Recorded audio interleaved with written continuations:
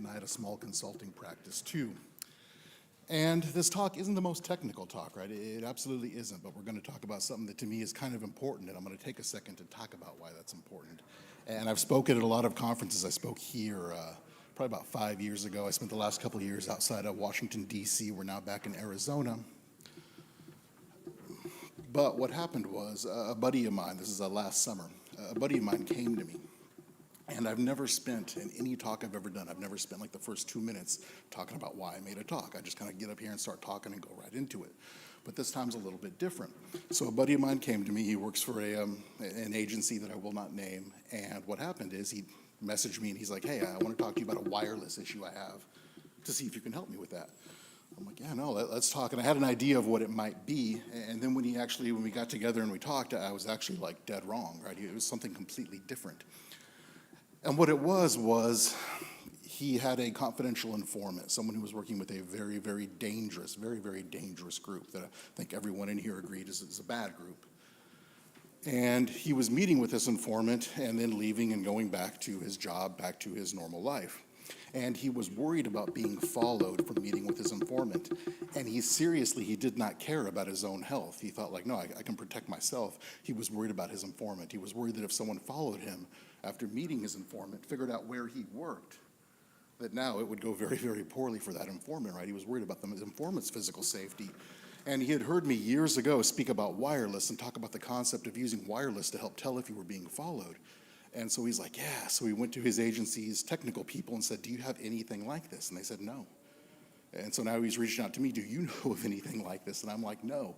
But I'm like, you know what, this is actually kind of a cool little project, and so I'll work on it. I said, if you don't mind, it may take me like a month or two to knock this out because it's going to be my free time, but I'll start trying to work for it and try to figure something out. And so that's where this talk is coming from. And so as I'm working on it, I'm like, wow, this might make an interesting conference talk. And then the next thought is, okay, number one, would anyone care, right? Would it be relevant? Would anyone care? Would it be interesting? And I thought, yeah, it met that bar. And now the next bar was kind of a depressing one. The next bar was, could it potentially be used to do any harm, right? Anytime you start talking about wireless, you start thinking about invading people's privacy, right? You start thinking about like stalking and things like that. And stalking is horrible, right? It just kind of ruins people's life when it's going on. And this is where the depressing part came in. I realized that number one, the way this was designed, that no, it really couldn't be used like that. It was only designed to try to tell if you were being followed. And the second part is, damn, this was last summer. This is a little bit before like the Apple AirTag, and now an iPhone kind of tells you if there's an AirTag that's been following you around. But this was before that. And when you start looking at the amount of apps designed to spy on people and follow them and tracking devices on cars versus the amount that's out there that's trying to detect when someone gets so desperate they're coming to my butt to try to help them out with this problem, you start realizing that, yeah, I think this is worth talking about there because we need more things like that. You know, the iPhone trying to let you know if there's an AirTag following you was a great start. But at least like, hey, let's start throwing some stuff out in here and see what ideas we can kind of come up with. And that's where this talk is coming out of. So plenty about that. We're going to talk about the methodology, about the hardware, about the software, and then a few issues that I ran into. I was doing it and how I figured out a way to solve them. Not saying it's the best way, saying it was the way that kind of my mind worked and it seemed to work. So this is a technical conference, right? So if I sit here and say SDR, you know, we all think of like software-defined radio, right? I was just down in the vendor hall. We had like a nice little radio display right there in the radio village. Very, very cool. But anyone who's kind of maybe a little more old school or involved in tradecraft and certain things like that, right, you think surveillance detection route, right? And it's just as basic sometimes as like switching lanes and seeing if anyone else behind you switches lanes, right? Can be getting off the highway and then getting back on the highway, right, and telling who got off with you, who got off, right? And that's, you know, I kind of chose this map for this because anyone who's kind of lived in that world and spent any time in Washington, D.C., you realize the Beltway is set up to be one giant surveillance detection route, right? There is no denying it. It's just the way that it's set up. And so my buddy, he knows this tradecraft. He knows this tradecraft, frankly, better than I do, but he was looking for something a little more technical, right? Kind of like a more technical method to help him out. And Method Man, if by some miracle you ever see this, I am so sorry for using a picture of you where you look so soft, right? Like, I just wanted something with his name on it, like, all the respect in the world. I know this isn't the best pic, but it had your name on it, so I'm sorry. He did a Fox sitcom called Method and Red with Redman. Some of this he brought on himself. So, one option to kind of figure out and try to accomplish this is to look for persistent digital signatures. And this is what I mean by that. Go to Starbucks and grab a drink. Go hit a gas station, top off the gas tank. Now go to a bookstore if you can find one. Post up for a few minutes, read a magazine, and then take a look and see what digital signals that I see at all three locations, right? If I saw a device at all three of those locations, could be an indication that potentially I'm being followed. And this is kind of the methodology that he had heard me speak about years ago. He just couldn't find anything that actually implemented it, and his technical people for his agency couldn't either. And like I said, I'm like, shoot, I'll give it a try, right? Let's do it. So what we're going to do is accomplish this by passively detecting wireless and Bluetooth devices that we observe around us. 100% passive. This doesn't do anything to try to connect to them, try to fool them, nothing like that at all. 100% passive. There are some things we could do that are close to passive that honestly wouldn't probably get us in trouble or detected, but I wanted to keep this 100% passive. The devices could be part of an active network connection. You know, we have a lot of now vehicles that are giving out wireless, and so people's devices will be connecting to that, so we need to look at that. But we also need to be looking out for vehicles that are not part of an active connection, but are therefore looking for an active connection, right? They're looking for networks that they've connected to historically. So, hardware, right? Keep it cheap, stuff that probably a lot of us have sitting around anyway. And it started off for me with a Raspberry Pi, because I have a closet full of Raspberry Pis for some reason, right? There's like 2 of them that I actually used, but I had 2 Raspberry Pi 3s that are like still in the box, you know, never been touched. I'm like, sweet, here we go. So I made one for him and one for me, just kind of testing them out, certain things like that. So once again, this is hardware, and it's not the only thing you could use. You could use a BeagleBone or a lot of other type of stuff too, but this is what I had available for free. A lot of us probably have Alpha Wi-Fi cards or other quality Wi-Fi cards available for $2. When I started working on this project, and I had like 6, 7 Alphas probably, but I went to the Kismet, the wireless software we're going to talk about in a second. They run a very, very good Discord server. I went to the Kismet Discord server and I asked them like, hey, what is, in everyone's opinion, kind of the best card out there? And it was fairly universal for this model right here. You see the AWS 036. Very, very good, 2.4, 5 gigahertz both, very, very good range. The form factor, honestly, isn't my favorite. I like the old style better, but it comes with like a 3-foot USB extension cord, so it actually makes it far more usable. So it doesn't have to be like sticking right out of the side if you don't want it to be. For a power source, since this was designed to be used in a vehicle, honestly, I could have just gone cigarette lighter, but I wanted to make it a little more portable than that. Kind of, you'll see like self-contained when it looks like a tangled mess in a little Pelican case. But it's just like a little anchor battery pack, and now I switched to a more powerful battery pack. A cheap little battery pack that I had, just like a normal anchor, like probably even smaller than this, will power up with the Pi with the Wi-Fi for, I think it was just under 8 hours. It was like 7 hours and 50 minutes. Then I got another more beefier battery pack, and it'll power it for about 24 hours. The one thing that I didn't have that I had to buy was a screen, like a little screen for my Pi. And they have a bunch of different form factors, right? They have like 7-inch screens. They have the tiny little ones like this. I just got the tiny little one with the case. I think it was like $22, $23 off Amazon. I put the screen on, installed the drivers on the Pi. Screen worked great. It was perfect. Then I started testing it, and like an hour or 2 later, I noticed, wait a second, I'm not seeing Bluetooth anymore. Tried to troubleshoot it. Yeah, you know what, blew the image away, reinstalled the image. Bluetooth works now, great. Went through everything, installed the drivers for the screen, and now it killed the Bluetooth. And so I realized that the drivers for this screen were actually killing the Bluetooth. I Googled, it was like a well-known issue, and no one seemed to have a fix for it. So at that point, I'm like, well, I can try to troubleshoot this, or I can spend like $3 on Amazon for a little Bluetooth USB adapter and just solve this problem. So yeah, big surprise which way I went, right? So this worked fine with the Pi, and it added in the Bluetooth capabilities and saved me from Linux troubleshooting, because ain't no one got time for all that. All right, so that was kind of the hardware side of it. What about the software side? All completely free, all open source, right? And what it starts and it ends with Kismet. If you played with wireless before, Kismet is fantastic. You know, the new version is even quite a bit better than the old version. If you haven't and you're interested in wireless, it's a great place to start. Totally free, open source, does a ton of great stuff. It can try to detect wireless attacks, tries to automatically capture like handshakes from WPK, certain things like that. It can try to detect drones, which is kind of limited because a lot of the newer ones, right, they don't use like the new DJIs and stuff don't use Wi-Fi anymore. They use kind of a little custom protocol. But it has all of these really, really amazing features, and it's not just Wi-Fi or Bluetooth, it's Zigbee, it's SDR, it's all this, and I'm using like none of the cool features. It's such amazing software, and I'm using none. What I'm using is the fact that by default, everything it's sniffing, everything it's detecting, and it's all completely passive, it's all writing it down to a SQLite database. The file extension is a .kismet file, but it's actually a SQLite database.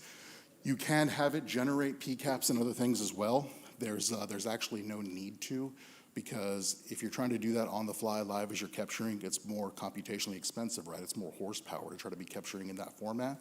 And if you capture it in the SQLite database, it does such a good job at capturing that you can actually take and generate a PCAP from that after the fact. So there's really, like I said, you can just kind of capture the SQLite database, and then if you need to, do anything else off of that. Everything else is just Python or shell scripts, right? It really is, and you can see my shoddy Python code. I made the GitHub live yesterday. I'm not a professional programmer, right? I would never insult programmers by calling myself one. I can write what I consider ugly but functional Python code that helps me, helps my friends, helps my teammates, right? That's really kind of what it is. So I try to comment things and make my code as easy to manipulate and understand as possible, rather than trying to maybe make it super elegant and concise, just because, number one, it's easier for me to kind of troubleshoot and maintain and switch up later, and I think it makes it easier for other people as well. Anytime, right? Anytime you're going to speak, and I speak all the time. I'm a SANS instructor. I've spoken at a lot of conferences. I've done all of that. Anytime you go to speak, right, the imposter syndrome kicks in. You start asking yourself, like, who the heck am I to be doing this, and everything else. And especially when you're going to write Python code. And you start, I've had to testify in court before based on Python code I wrote for forensics. And it was like, wow, like everyone in the court's gonna like know, like the judge is gonna call me out for like the crappy way that I handled a format string or something, like, seriously. And everything went fine, but it's like still, so I try to remind myself, right, like perfect is the enemy of good, right? You don't worry about it, just get something out there. It doesn't mean you don't do the best you can, and you try to just like, take a dump and then throw it out there. But also, like I said, just throw something out there, right? And I love that quote too by Robert Watson Watt. And he was the gentleman who was designed with trying to set up the air defense system in London during World War II to protect them from the air raids. And it's a little bit of a depressing quote, but give them the third best option to go with. The second best comes too late and the best never comes. And anyone who's been doing most things for a while kind of realizes that's unfortunately very, very true. So we talked about this. By default, Kismet starts up a new SQLite file every single time you start it. It's got that .kismet extension. So what our Python code does, we always have it spit out to the same directory, and I've got the Python code when you actually start up the program, because Kismet, I set Kismet up to start up as soon as the box boots up, or like 30 seconds after boot up. So then whenever you run this code that we're going to see to kind of tell if you're being followed, it goes to that directory and it grabs the very newest Kismet file, and that's what it starts incorporating as its source.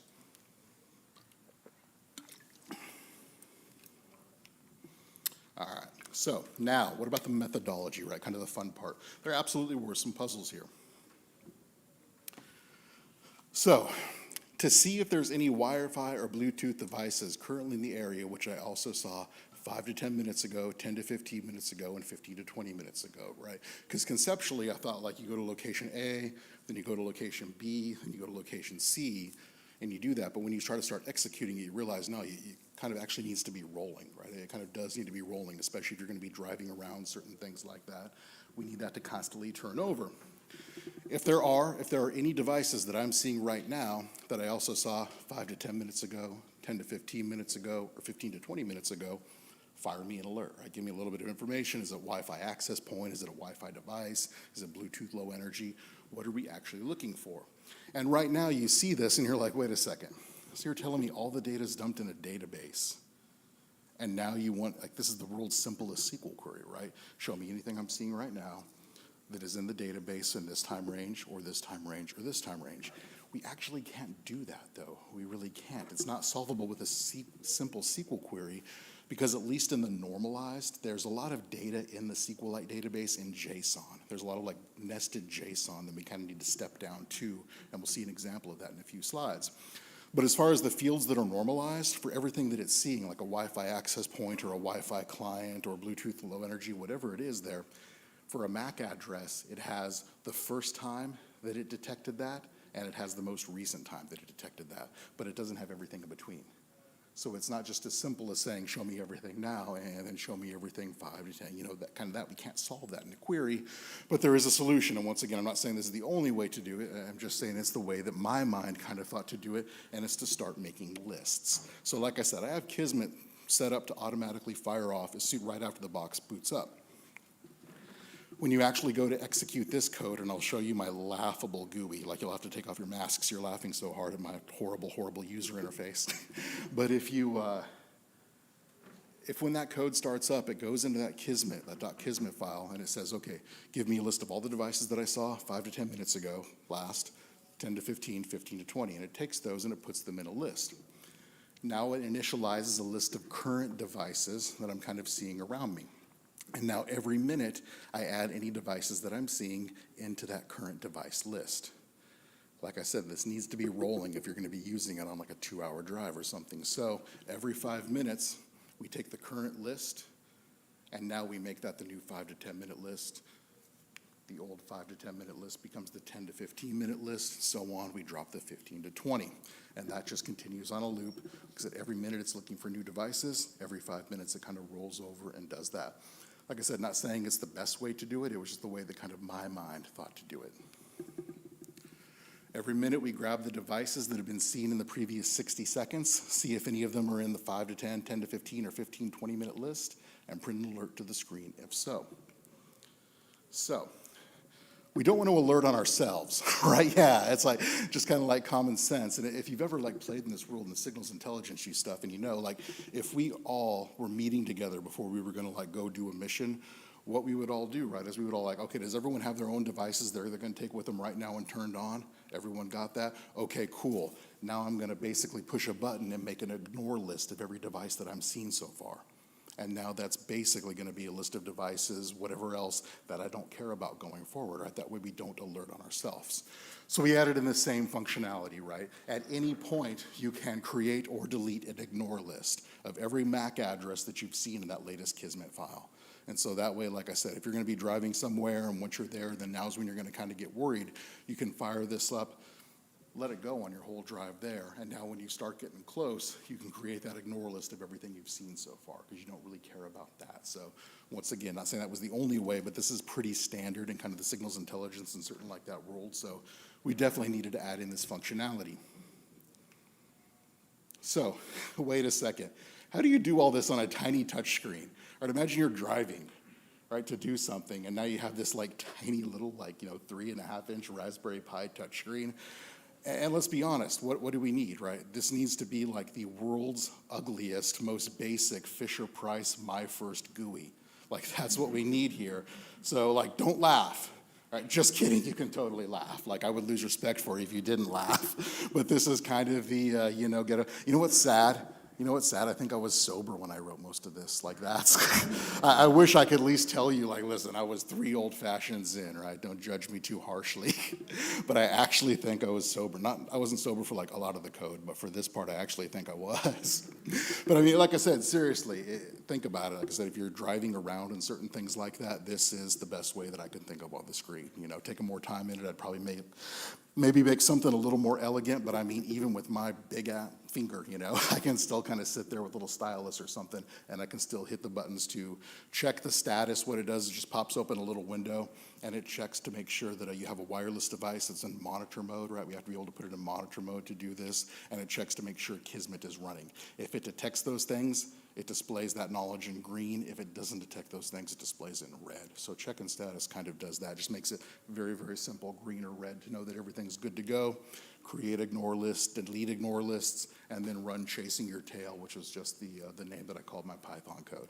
So, world's ugliest GUI, I know. All right, back to the, sorry. Sorry. So, now the fun part, time for some field testing, right? Time for some field testing. So what I did is, this had been working great in the office, or at my house, and so now, hey, let's take it out in the middle of nowhere, start turning on some devices and start seeing what happens.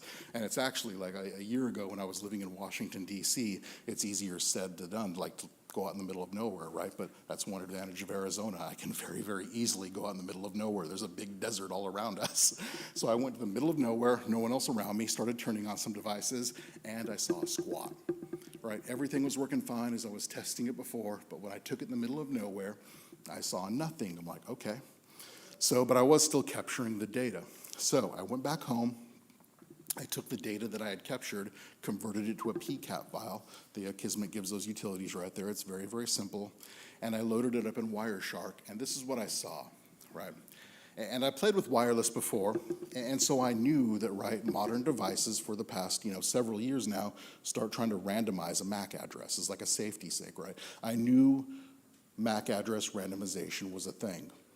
I had no idea it was so frequent, though. This is 2 devices. This is 2 devices in a very, very short period of time. And if you look on the very, very far right, you see the SSID that they're probing for? That's all the same network. This is 2 devices using a different MAC every single probe request looking for a network. Like, that's crazy. Right, that's absolutely crazy. Like I said, I knew MAC randomization is a thing, and normally I'm pacing all over the place, but the microphone's right here. Guess I could hold it, but yeah, like I said, it was just way, way worse than I thought. And it's like, okay, well, I need to compensate for this somehow, right? And there's a couple different strategies here, but I wanted to try to keep it to the passive one, right? That's why I wanted to try to keep this 100% passive, if at all possible, and it was. So the logic to look for MAC addresses needs to be in place, because once again, right, what happens if someone following you has their phone hooked up to their car Wi-Fi? That's a very, very common feature now. Well, now the MAC's not moving around, right? The MAC is pretty stable. So we need that MAC address functionality for something that either doesn't spoof or is actually part of an active connection, right? We need that.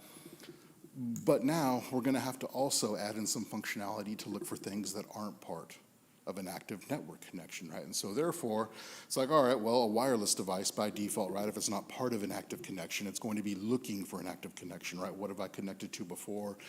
What have I connected to in the past? It's going to be looking for those, so let's try to use that. So Kismet normalizes some fields in the database, but it's honestly not many. But as I said earlier, there's a lot more kind of in a JSON blobs. And so there you can see there the raw device JSON actually having it walk down. It's nested JSON, so that's the code. I have .11 device down to there to the probed SSID record, and then the name of actually the probed SSID. And so this is actually the network names that they're looking for. So now, even if a device is constantly rotating its MAC every time it's looking for the network, I'm also monitoring for what networks it's looking for. And I will start to use that same exact methodology. I don't care what the MAC is. If I see a device, look for Samsung Smart Home now, and then 5-10 minutes now, and 10 to 15 minutes to now. Now I'm still going to alert on that. We're still going to trigger on that. So now I kind of have both bases covered if it's part of an active connection or not. And to put a bow on this now, we need to add this capability into our ignore lists too, right? Before, our ignore lists were only based off MAC addresses, so now when we have the ignore list, we fire off both the MAC addresses and the networks that they were looking for as well. Let's take a look at what this will look like actually to a user on the screen. All right, so you see it started up there, the date, time. Says 308 MACs added to the ignore list, right? They were kind of loaded in there, and 27 probed SSIDs, right? So 27 names of network that were loaded in. It says the name of the logging file, and this is all written to a log file too, so I'm going to kind of go back after the fact and see what happens, and now it just kind of runs, right? Now it just kind of goes. Like I said, every minute it's checking, it's updating, and then every 5 minutes those lists roll over. So this was running at my home, so you have like a bunch of Bluetooth low energy from a lot of home automation stuff. That's why you see it kind of littered with there. But now after running this for a little bit, all of a sudden, either one of my neighbors, something like that, turned on a new device, someone came over to visit something, but now all of a sudden we had a new device pop up, right? And it was probing for Samsung Smart, right? They're probing for that Wi-Fi network. So we see it there, yeah, there's a new probe for that, and it's in the 5 to 10 minute list. And then after a few minutes, it was also in the 10 to 15 minute list. And then after a little bit, it was also in the 15 to 20 minute list. This is after running for probably like half an hour, and then it saw kind of like a new device. Like I said, either one of my neighbors turned on something new, someone came over to visit them or something, but it stayed there for a while, right? So nothing fancy, it was just trying to like, okay, let's see if we can effectively do something to try to make this happen. This is the MVP version. This is what it looks like as I was testing. And I mean MVP here, not in like the sport context of like most valuable player. I mean like the business context, right? Minimum viable product. This is me before I'm really worried about like form factor. Like as fancy as I got, you can see the antennas sticking out of the side there, right? I actually drilled a hole like a boss. But now before I like spent a ton of time on form factor and customizing and 3D printing and any of that, right? Like I actually wanted to make sure that it looked good. And then I'm like, all right, cool. Like now I'm going to make it look really, really good before my talk. And then last week happened. And last week was crazy. I was working Paris hours all week long, getting up at midnight. And so this is as far as I got, is actually trying to make a little bit better, right? You can see down there the Wi-Fi card in there. I haven't even had a chance to drill the holes yet. The power pack, that power pack is actually outstanding. It's called a Storm. I got it as part of a Kickstarter. It's a really, really good one. But like I said, I even had a bigger one that I got from Amazon, and that would power this for about 24 hours, which is way more than anyone needs. Like I said, even a small battery pack was powering it for like 7-8 hours, which is most of what people need. So what about the path forward here, right? The path forward, what we can kind of do if this is interesting to anyone, if anyone likes it, just kind of going forward, what can kind of add on? Well, number one, we can start adding on more Wi-Fi adapters. Right now, I've only messed with 1 or 2 of them tops, but it's having one wireless adapter on 2 megahertz isn't bad because you only have like not too many channels, but then when you start adding in 5 gigahertz, right, there's a lot of channels up there. And so having multiple wireless cards, you're going to be better at picking stuff up. So that would be one protocol. Adding more wireless protocols, right? Right now it's doing Wi-Fi and it's doing Bluetooth, but there's other things that we could be doing. I've seen some research out there for a few years on like TPMS sensors, little low pressure sensors in tires. I've seen some stuff on that. They go a little bit further than you think they would in some other things. GPS tracking, right? That would be a big one to kind of add the GPS capability in here. That'd be pretty simple to start logging that to when you went back kind of after the fact and analyzed where you were when you started to see certain things for the first time. I think that's kind of like one of the natural next steps. And then just some generic kind of post-capture log analysis. Like I said, everything it sees I spit out into a log, log file, in addition to obviously the Kismet log itself. So especially adding in a GPS, being able to, after the fact, generate a report of what you saw, where you saw it, certain things like that on a journey, in a nice, usable, easy format that kept you from having to do it manually, I think would probably be one of the first things that I would add in from this point as well. If you want to check it out, the presentation's right there. It's at a bit.ly, the CC_CYT. CYT is chasing your tail, right? If I tried for CYT, but someone had already taken that bit.ly, so it's CC for CactusCon _chasing your tail.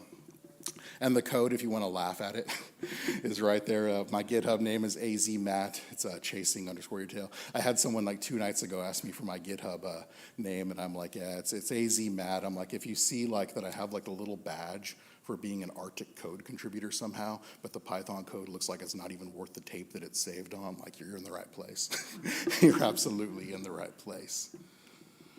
If you like the wireless stuff, seriously check out Kismet. It is fantastic. It runs on like all sorts of different things. It's all Linux based, unfortunately. And, I've spoken on wireless before to kind of less technical crowds than this, and sometimes I show them some things and I get people that are like, oh my God, this is amazing. I'm going to do whatever it takes. Tell me what I need to buy. I'm like, the good news is you don't need to buy anything, right? It's just all in Linux, not Windows. And they're like, okay, I'm not a Linux person. Just like tell me what I need to buy. And it's like, no, really, there's nothing to buy. You just got to get at least not afraid of Linux. And after like the same thing, and seriously, I've had this conversation like a dozen times. I'm not even exaggerating, right? And after like 3 rounds of that, it goes from like, I will do anything till they're like faking a phone call, right? Like, oh, hey, my wife's calling. See you later. Good talk. Like, yeah, no, but seriously, like I said, Kismet is fantastic for Pi, for computer, for whatever. The Discord on there is very, very good. A lot of knowledge on there. Willing to help people getting started in certain things like that. So if you like more wireless, Kismet. If you like privacy, right, and it's not like a salesman, hey, if you like privacy, no, everyone likes privacy, right? But seriously, like if you're here for the Wi-Fi component, you probably already checked out Kismet. But if you're here for kind of like the privacy aspect of it, Sans, as nasty as COVID has been, at least there's been a couple kind of bright spots coming out of it one time. And one of the ones is all the SANS summits have basically gone free now for the past year, for forensics, for counter-threat intel, for some other things. And coming up in April, the SANS OSINT summit, right? I've spoken the last couple of years. I don't think I'll be speaking this year, but I'll be involved in it.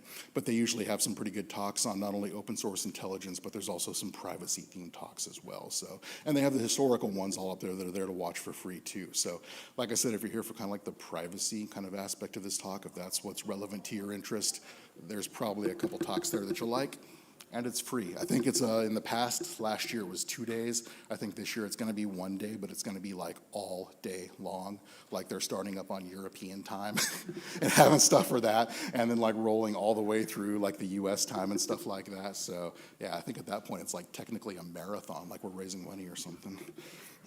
All right.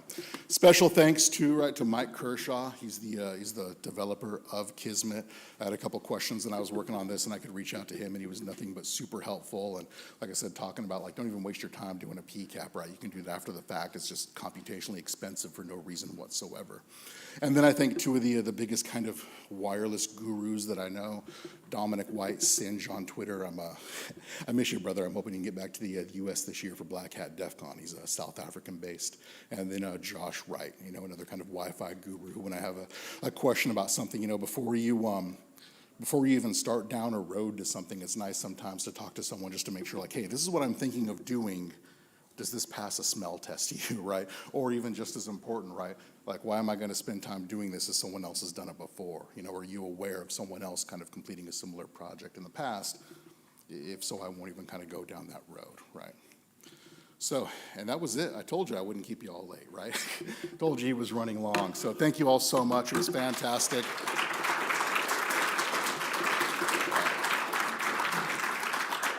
I'll be around right after this, but if anyone has any question right now, feel free. All right, I think I'm supposed to like toss this or something, but there's no need. Go for it. You can talk. You have my we actually want to catch it? You want me to toss it? Damn, I should have warmed up or something. You got to warn me next time. Oh, that was a beautiful toss.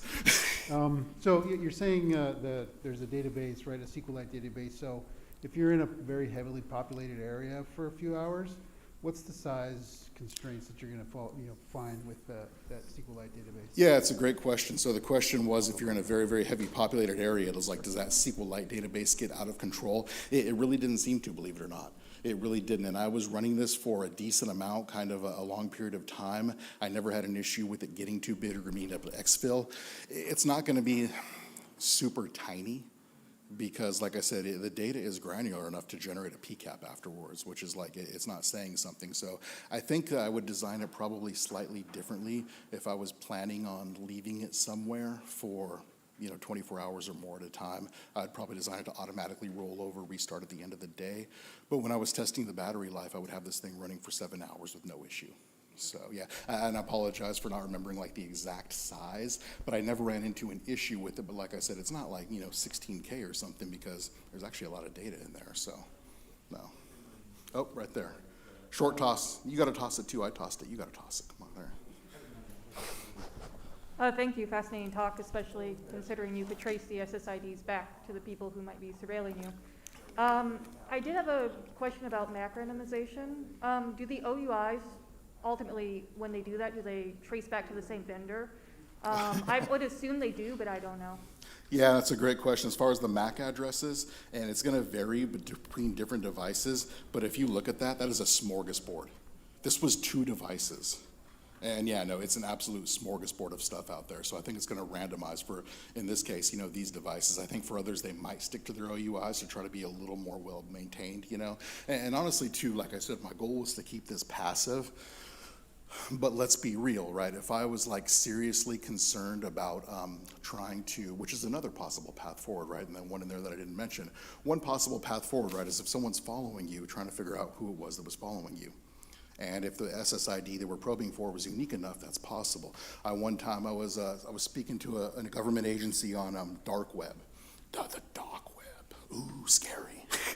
I was speaking on the dark web, and at break one time, one of my buddies was there, and he came up to me, he's like, hey, you were in Seattle last month, and you were staying at the Marriott Hotel downtown right by there. And I'm like, yes, I was. All right, second grade rules, right? I'm like a second grade teacher, though, show your work. All right, there's a few different ways you could have figured this out. How did you actually show your work? And what it was I was teaching, I had my little MiFi that's sitting in my backpack right now. I had that on. That was my internet source. And if you think about it, like if you look up Linksys and Wiggle, there's going to be a million of it, right? Grab a Snickers, no luck. But aren't our MiFis and certain things like that oftentimes a very unique name? Like Verizon 650 Lima, 6 Foxtrot Charlie, that's a very, very unique name. And my buddy saw that's what I was using for my Wi-Fi. He put it into Wiggle, and he saw the different places where my thing had been spotted before, including the previous month, there in Seattle. So there's some de-anonymization with this too aspect. And so, like I said, I kept this 100% passive on purpose. If I was willing to trade some of that passive nature, it would almost likely never be found out. And what would happen was at that point, if I saw someone probing for something, what would we do? We would mimic that SSID. We wouldn't actually serve them up a real active connection, but at that point that we would serve them up the SSID they were looking for, they would de-anonymize with a MAC address. And so if I wanted to find out, number one, a unique SSID probe, we can start to look for and figure out where they're at. And like I said, if I was willing to trade, and they wouldn't make a real connection, so the odds are they would never even know that happened. If I was willing to trade, like I said, being 100% passive for that, we could even figure that out a little bit more. So, but yeah, like I said, that's 2 devices, and that's a smorgasbord. So good question, great question. Anyone else? All right, it's lunchtime. Get the heck out of here. There are a couple that came in. Oh, sorry. That's fine. I tried to get you all to lunch. I failed. I should have One been of the quicker. questions is, could the hardware for detecting other phones looking for Wi-Fi networks be in the phone? If so, could the code be in a phone app? So could it be in the app? So the hardware looking for phones become the phone, right? My mind just exploded. For the wireless, no, it's a great question. For the wireless, you got to be able to put this in monitor mode, right? You have to basically convince it, like, listen, Wi-Fi card, you've been working hard connecting all these networks for me. Why don't you just basically take the next hour off, go smoke a giant bowl, and don't even worry about connecting to the network. Just kind of look for what's floating through the air, right? And that's very, very difficult to do on Windows systems, and it's very, very difficult to do with the embedded hardware in a device. Like, you can't take the Wi-Fi card to say can't, right? I don't like to speak in absolutes. But you don't really want to take the Wi-Fi card and like a Raspberry Pi and try to convert that into monitor mode. That's why we add on the second Wi-Fi card. So usually in my Wi-Fi testing, you're not using the built-in wireless to do certain things like this for monitor mode. You're actually putting in an external one and doing it. So great question. And another question is, could this be adapted to identify app layer tags that are repeatedly? Could this be available by app layer tags and certain things like that? Absolutely, absolutely. It would. You would have to, like I said, it's a matter of, Kismet is so good about incorporating different types of radio, different types of spectrum, the SDR and things. With this, I just kept it to Wi-Fi and Bluetooth, but like I said, that would absolutely be one of the paths forward. Like I said, one of the first parts my brain went to was kind of like TPMS, low pressure sensors and tires, but anything basically the wireless, if Kismet can ingest it, we could add this into it, so awesome. All right, I'm 6'4". I'm really easy to spot. If you have any questions, hit me up. Thank you all very much. Appreciate it.